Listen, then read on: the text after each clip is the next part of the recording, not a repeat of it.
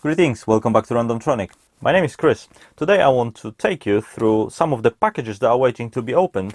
I guess it will be a mailbag video. It should give you a preview on what's coming up on the channel and also what I am planning to work on. And here are all the goods I want to talk about today. Some of the stuff was purchased by me, some of the stuff was sent to me. I guess this video is an experiment. You let me know whether you like it, whether I should continue making videos like this where I go through the stuff that I receive in the mail, or should I not bother and just get on with other things? Let me know down in the comments. Let's start maybe with this. I bought this on eBay, and what this is a 5mm ER11 collet adapter. The CNC project is going, but I figured I will need a collet adapter at some point, so I ordered it, and yeah, it just turned up. What this is a tool holder in simple words. This one has got a 5mm hole on the back, at least that's what it says over here. This is meant to go onto the shaft of the spindle of the CNC. What I've noticed here already, because I have tried it, it doesn't fit on the CNC shaft. It's meant to be, as you can see,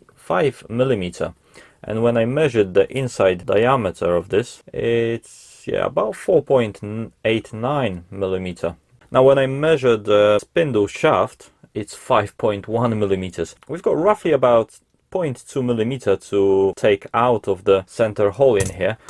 That will, I guess, happen separately. I'll figure out a best way to do it. You see, the important thing is that this is as close of a fit with the shaft as possible, and I don't want to just take a 5.5mm drill bit and drill this out. Yes, it would fit, and then you could tighten the grab screws on both sides and hold it, but it would potentially introduce some unwanted wobble. This alone, however, is not a complete tool holder. What you need is the ER11 collets, and here they are. I've bought a whole bunch of them. They're not that expensive, quite cheap on eBay. Just to avoid having to make the decision of which size I need, I bought the whole set. 15 collets in here. There's a couple of imperial size, 1/4 inch and 1/8 of an inch, and then the metric from 7 to 1mm in 0.5mm steps. Let's open one and have a look what it looks like. The 11 in the ER11 name, by the way, I think it just corresponds to the largest diameter of the collet. As you can see, it's just about 11mm. And here is the collet itself. It's a steel arrangement, a circular spring, I guess, which can be compressed to hold whatever you want in the middle, provided it fits in the diameter. It doesn't have to be precisely the diameter. Well, this is a 1.5mm. I could, I guess, put a 1.5mm here item, or maybe 1.25, it would still work. And the way this is meant to work is you put the collet in and then screw the top on, and as you screw it on, it will tighten the collet. Now, but you can see there is a problem. So this is completely off center, and that I'm thinking, what on earth is this? I haven't noticed this. I received the collet holder first, and I assumed it's fine. I left a positive feedback, and then the collets came. Only just now I put it in, and I'm noticing that there is a hole that's completely off center there. So this is, yeah, that's junk. The print on here is off center as well. As you can see, it's only that lip inside that's causing a problem. That's off center. Everything else is centered. So I'm thinking, if I get rid of that lip, it's not gonna hurt to try to drill this out.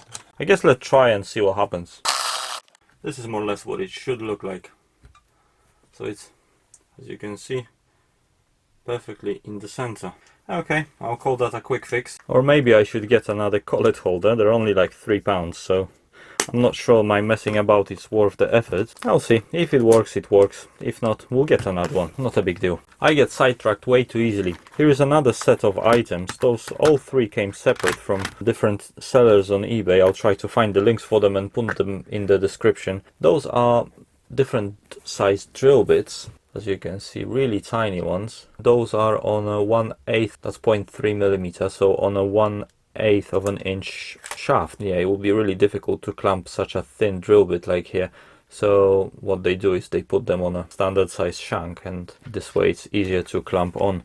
So I've got a couple of sets of those. So I've got 0.3 to 1.2mm sizes. Here is a third set. So those are not drill bits, those are end mills, and those will be handy to drilling out or cutting out plastic and maybe some wood or MDF in making some enclosures, I guess. As you can see, the first one here is damaged. It's got one of the cutting edges at the top of the mill broken. This is what a good one should look like, of the same. And this one here, as you can see, has got one cutting edge, which is now shiny. Come on, focus, yeah. And the second one has sheared off somewhere during the manufacturing process. So, okay, the rest of them are fine, so it's only this one that was damaged. Yeah, so that's the update for the CNC. All of this will go on to CNC shortly, but first, before we do that, we need to get the motor drives and all the electronics working on that, so that's coming up as well. Another item is this box. Yeah, I chose a few things that would be, I guess, handy, and here they are. So we've got a whole box of goodies. First of all, colorful heat shrink tubing. It's a good selection. The only thing, the packaging is horrible, makes a lot of noise, but we've got 8 different sizes of heat shrink tubing in various quantities, and from what I see, 3-4 different colors. Here is another item, and this is quite interesting. So first of all, to my disappointment, item I chose in the store was a set of 3 of those, and what I thought was I'm going to put those on the CNC router that we are building right now. Unfortunately, for the review they sent me only one, and what this is a limit switch. And yeah, it works both ways. It's an interesting arrangement, so you can extend this arm to the desired length, and it's got a roller at the end of it, and when you install it, clicks over and tells the machine where it has reached home, and works both ways. I rather like this. It's a nice switch. I was hoping to make a little bit more extended video on limit switches and on how to mount them on a simple CNC like the one we're building, and I was going to put this on the CNC that we're building. However, they sent me only one for the review, so I guess we'll be able to make a teardown of this. Have a look how it's constructed. It looks nicely made, actually. I guess we'll take it apart and see what's inside. Another item is this, and it's a dimmer. This, interestingly, it was also sold as a pack of 3, but I don't need 3. I was only interested in this one to see what electronics are inside, and you know how they are driving the output on this. It's a dimmer for LED lights. It will accept anything from 12 to 24 volts on the input, 0.8 of an amp. We'll look at the inside. I'm not sure of that dot, if that's 0.8 or 8 amps, and that will be interesting to check. A separate teardown and maybe reverse engineering of this. Then what we have is a little kit. Brilliant. So this is a kit of a clock. It will be, I guess, a fun thing to make. Don't necessarily like the kits like this because this contains a programmed microcontroller, so I don't consider those really a kit. It's, you know, unassembled thing. But when it comes with a microcontroller that it's already pre-programmed, then it's difficult to understand the workings and whatnot, because all the magic happens inside the micro. The rest of it is just, you know, a few connections that you make between the display, the microcontroller, and a couple of switches. So it's not really that complex.